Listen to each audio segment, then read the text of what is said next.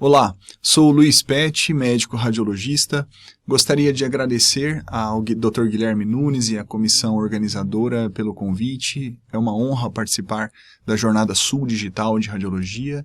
E hoje vou mostrar um pouco para vocês da minha experiência com laudos audiovisuais. Tenho alguns conflitos de interesse nesta apresentação. Fundei a empresa Lave, que possui um software específico para a criação de laudos audiovisuais e um portal seguro para armazenamento e compartilhamento desses relatórios. E também sou um cofundador do software Leo, que é um software para a criação de laudos estruturados. Eu vou mostrar um pouco deles durante a apresentação. Vamos discutir um pouco então brevemente sobre a história, uma revisão da literatura, algumas vantagens e desvantagens do uso do laudo audiovisual, as principais barreiras de implantação e como eu faço. Essa é a nossa equipe de trabalho, que eu me orgulho muito de fazer parte. A história do laudo audiovisual na nossa realidade começou recentemente em 2015, mais ou menos, começamos a utilizar, através da captura de tela, a criação de vídeos sucintos, explicando em detalhes, as principais alterações, e tivemos um retorno muito bom dos médicos solicitantes. E observamos que facilita muito a comunicação dos resultados de exame e a compreensão pelos médicos que recebem e também pelos pacientes. Revisando a literatura na ocasião, observamos um único trabalho do Jason Balkman, mostrando excelentes resultados, mostrando ser muito útil esses vídeos. Muitos consideravam usar novamente, tinha um valor educacional muito grande e também facilitava na comunicação interpessoal, aquela onde o solicitante vem até a sala discutir o caso com o radiologista. Alguns achavam ainda melhor. E também consideravam compartilhar com os pacientes. Conversando com ele via e-mail, ele comentou que o método nunca alavancou nos Estados Unidos, e boa parte disso era devido às questões de tempo e recursos, de quem vai pagar esse serviço, como vai ser entregue a integração com o sistema radiológico, e nós decidimos validar esse recurso aqui na nossa realidade. Então nossa equipe aqui, ajudada pelo Ivan Godoy, pelos outros colegas e principalmente com o apoio do Dr. Abdala Scaff, nós resolvemos validar essa entrega. Fizemos em casos do pronto-socorro, casos ortopédicos, onde os radiologistas, toda a equipe criava o relatório em texto, criava o relatório em vídeo, era entregue para o médico ortopedista no pronto-socorro, e ele avaliava os dois exames, estabelecia a conduta e respondia o formulário. Muitos gostariam de receber ele na rotina, esses vídeos de rotina, melhoravam muito o entendimento, principalmente em casos mais complexos, e muitas vezes era suficiente para a tomada de decisão. Outro aspecto que nos chamou bastante atenção é justamente o fato de dispensar aquela visita do solicitante à sala de laudos, onde se torna mais conveniente, porque o médico pode assistir esse vídeo quando ele tiver tempo disponível, e não precisa se ir até ao encontro, encontrar o radiologista na sala de laudos. Nosso trabalho teve reconhecimento de revistas especializadas, como a Altimine, mostrando justamente que melhora a comunicação nos casos mais complexos, que essa tecnologia pode restabelecer o papel do radiologista como membro fundamental no cuidado do paciente, provendo relatórios que engajam mais precisos e mais personalizados. Outra revista também, a Health Imaging, reconheceu o valor desses relatórios, mostrando aqui que pode melhorar nos relatórios de músculo esquelético. Nós observamos, na verdade, que não só em músculo esquelético, que eles são úteis nas diversas outras especialidades. Ele ajuda o cirurgião, ajuda o cardiologista, ajuda diversos outros, e não só no músculo esquelético. Então há bastante campo ainda para estudar, para avaliar e pesquisar neste aspecto. Tivemos também uma citação pelo Dr. Les Folio, que é do NIH, citou num webinar mundial, então esse assunto tem ganhado muita relevância, tem sido muito discutido. Aqui mesmo em São Paulo, os grandes laboratórios já estão buscando a melhor forma de fazer essa entrega, os grandes hospitais também estão tentando colocar isso na rotina, de uma forma mais presente. Eu iniciei essa linha de pesquisa na Unifesp, orientado pelo Dr. Arthur e o Dr. Júlio Brandão. Se vocês quiserem ler esse QR Code, vocês vão encontrar uma série de exemplos de laudos em vídeo. Eu recomendo que vocês deem um pause e leiam esse. E, por favor, se vocês puderem responder o questionário, vai nos ajudar muito a validar, né, e estudar a viabilidade de implantação deste recurso. Algumas vantagens dessa entrega, que os resultados são mais claros, informativos, né, com maior agilidade, diferencia muito o médico radiologista e também fideliza o médico solicitante, personaliza a comunicação do exame. Então, esses relatórios, eles são muito práticos, né, são muito convenientes, porque o paciente pode assistir, voltando mesmo para casa, já pode ir assistindo ou parte do seu, entendendo, né, compreendendo as suas alterações, facilita na discussão clínica também, né, você não precisa ficar explicando, você explicou uma vez não precisa novamente explicar para o outro que vem perguntar sobre o caso, né, já fica documentado esse vídeo. Para revisar, às vezes antes de uma visita, fica muito prático, não precisa ver CD, nada disso, né? Também pode ser visto em monitores no centro cirúrgico, né? Então de uma forma muito prática, muito conveniente, sem ter que buscar filmes, né, para ir ver o relatório, né? Ele tem um poder acadêmico muito interessante, né? Nós temos já um pool de casos em vídeo muito grande que os nossos residentes usam para estudar, né? Então, de forma geral, esses relatórios também entregam muito valor para o paciente, né, que compreende melhor as alterações. Valoriza o radiologista, né, o radiologista, se ele não souber dominar o assunto, ele tem muita dificuldade de criar um relatório em vídeo, né, diferente do texto. Funciona como uma estratégia de ensino, como eu comentei, né? Ele é uma entrega totalmente digital, né? Então não tem impressões na entrega de vídeo, obviamente, né? E também protege o radiologista, eu sempre comento isso, porque provavelmente os recursos de inteligência artificial vão tirar da pilha ali os casos mais normais, né? Os casos que é o padrão mais comum da normalidade, né? E vai sobrar para o radiologista fazer a entrega de forma personalizada, né? Interpretar o que os algoritmos leem para os médicos, né? E dessa forma o recurso audiovisual facilita muito.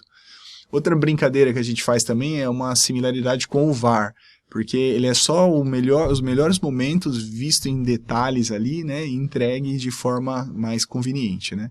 Uma das principais desvantagens, né, é que existe uma curva de aprendizado, né. Cada laudo que você faz em vídeo, você faz ele um pouco melhor, né. É natural isso na criação de vídeos, né. Então, existe essa curva, então eu sugiro que vocês treinem, né? Tem alguns colegas experientes que foram fazer um exame de joelho normal, levou 30 minutos para fazer no início, né? Porque volta, regrava.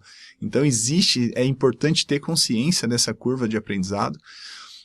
Timidez, problemas fonoaudiológicos, mesmo resfriados, né, podem interferir, pode atrapalhar muito na criação dos relatórios, né? E entre as principais barreiras de implementação tá, por exemplo, a remuneração, né? Como pagar esse serviço, né? Esse trabalho extra que o radiologista vai ter.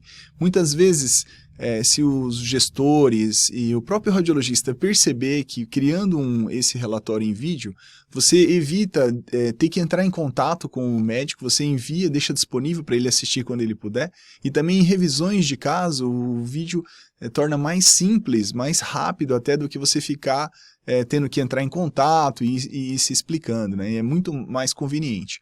Outra questão muito importante é a segurança desses dados, como armazená-lo, como entregá-lo de forma segura, né?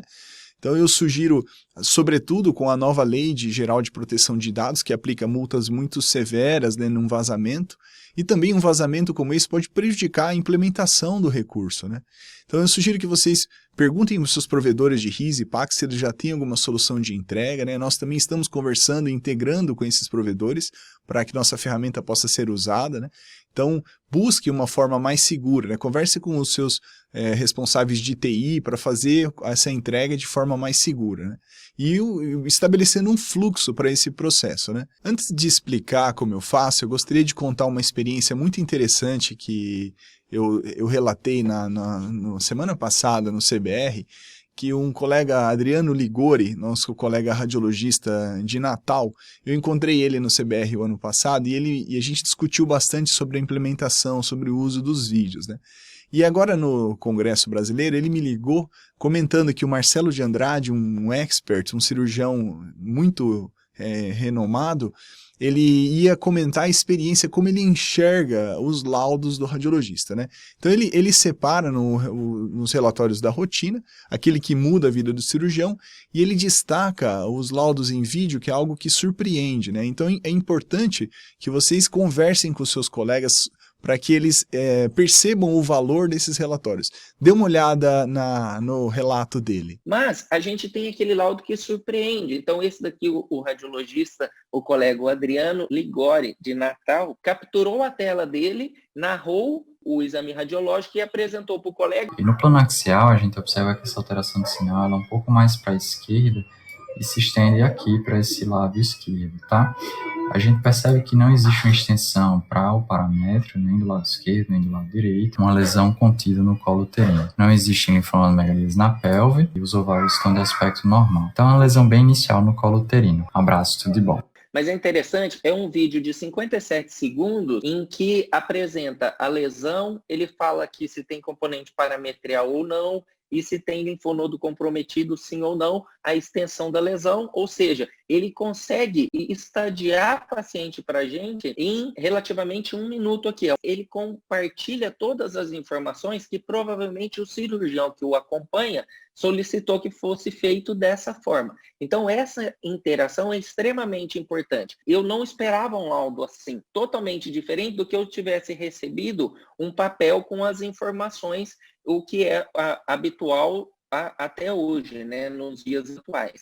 Então, esse é um laudo que surpreende. Então é importante que os médicos que recebam estejam cientes, né? Expliquem para eles, então, o que você acha dessa forma de entrega, né? E no Congresso Brasileiro a aula era sobre assertividade, né? Que significam laudos objetivos, né? Claros, que se façam sem rodeios, né? Então os laudos audiovisuais, eles permitem a expressão máxima da assertividade, de um laudo claro, de um laudo objetivo, onde você demonstra as alterações enquanto você narra. Agora sim, eu gostaria de descrever a minha experiência no laboratório em Dracena, que é a minha cidade de Natal, como eu faço lá. Eu acho que talvez seja um dos primeiros lugares que eu faço essa entrega de forma oficial, né? E eu recebo a mais por esses relatórios, e eu conversei com os colegas, né? Vejam que interessante que eles colocam na solicitação médica, né? Laudos, videolaudo, solicito laudo audiovisual.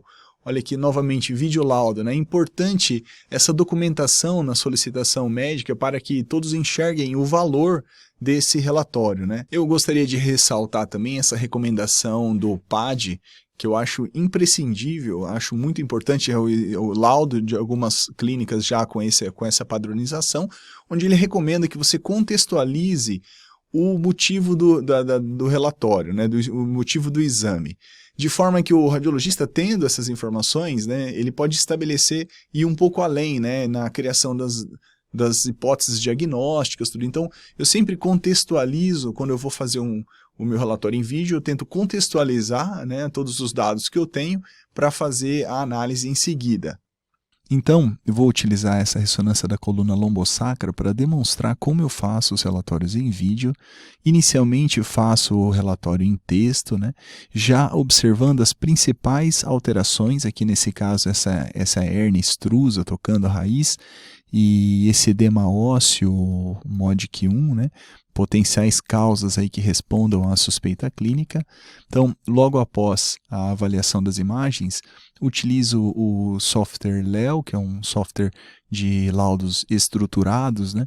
Então, já identifico aqui em L5-S1 a hérnia extrusa, a região, né? Se há compressão ou não. Terminando o relatório em texto, eu copio o relatório em texto e acesso o portal Lave de entrega, né? Inicio aqui um novo relatório, né? Ele está integrado com a ferramenta de captura. Nesse campo, principalmente, eu preencho nesse campo apenas os comentários, né? A parte mais significativa, e chamo a ferramenta de captura. Neste momento, eu posiciono a janela de captura, né, sobre as imagens. Recomendo sempre 2 janelas com a linha de referência para facilitar para quem está assistindo e entender, né, exatamente o plano, a lateralidade, onde você se encontra. Eu sempre recomendo também que vocês façam o vídeo sempre na horizontal, né, nunca vídeo na vertical, porque os monitores nos consultórios, as televisões, a maioria eles estão na horizontal e aproveita mais o espaço do que vídeo na vertical, e você pode fazer a correlação dos dois planos. Então eu sempre, por entregar num portal seguro, eu sempre, para não ter erro de identificação, eu identifico o paciente, né, me identifico e inicio a gravação, né? Assim que eu inicio, eu faço a minha identificação do paciente e eu contextualizo, né, o paciente com uma ciatalgia à esquerda, um bom alinhamento dos corpos vertebrais, passo brevemente assim uma geral, né, das principais alterações, a desidratação discal difusa, redução dos espaços, e já vou destacando as principais alterações que possam estar relacionadas aos sintomas clínicos, né? Aqui nesse caso o edema ósseo, MODIC 1, né, e essa é a extrusão discal. Então eu coloco aqui o plano axial e vou descrevendo, né, destacando as principais alterações. Aqui nós observamos em L5-S1 essa rotura do ânulo fibroso com o volumoso componente extruso, sempre passar lentamente as imagens, né? A gente tem o hábito de correr na hora de realização, então sempre passar com bastante calma e dar um zoom, sempre tentando demonstrar com clareza as principais alterações, né? Aqui mostrando essa compressão da raiz descendente de S1 pela hérnia, né? E aí depois, por fim, aqui mostrando o plano axial também, por fim eu dou um panorama geral de outras possíveis causas de desconforto aí, como algum atrito aqui, né, com edema ósseo nos processos espinhosos, e tranquilizo também sobre a relação ao canal, né, a medula, a musculatura está com bom aspecto, sempre tento finalizar assim com alguns aspectos positivos e faço um resumo final, né, destacando as principais alterações. Aí eu encerro esse vídeo. O software permite algumas pequenas edições, assim, de cortar alguns trechos que foram inadequados, e finalizo, né? O relatório encontra-se aqui no portal, né? E eu faço o compartilhamento com o médico solicitante ou com o paciente. E na página de visualização ele pode assistir aqui o vídeo e tem aqui como uma sinopse as impressões diagnósticas logo abaixo, né? Pode tirar dúvidas, fazer algumas questões a respeito do estudo. E é dessa forma que eu faço, que eu crio os relatórios em vídeo. E por fim, eu vou mostrar um caso onde não recomendo que todos façam dessa forma, mas eu extrapolo, né, apenas o laudo ali. Esse é um procedimento, uma biópsia na tíbia, onde eu queria mostrar o valor do relatório em vídeo, né, de uma documentação em vídeo, até onde pode chegar, né? Realizamos agora a biópsia desta lesão óssea, né, na tíbia proximal, com características localmente agressivas. Esse é o aspecto do T2, no T1 um baixo sinal, meta epifisária, né, é um leve edema ao redor da lesão, né, os limites são relativamente bem definidos aqui, mas determinando esse afilamento na cortical, né? Então uma lesão com características mais agressivas no plano axial, tem uma pequena periostite, no pós-contraste tem um leve realce difuso. Realizamos um acesso anteromedial, né? Caráter lítico da lesão, né? Com áreas de afilamento da cortical anteromedial. Aqui no plano coronal, né?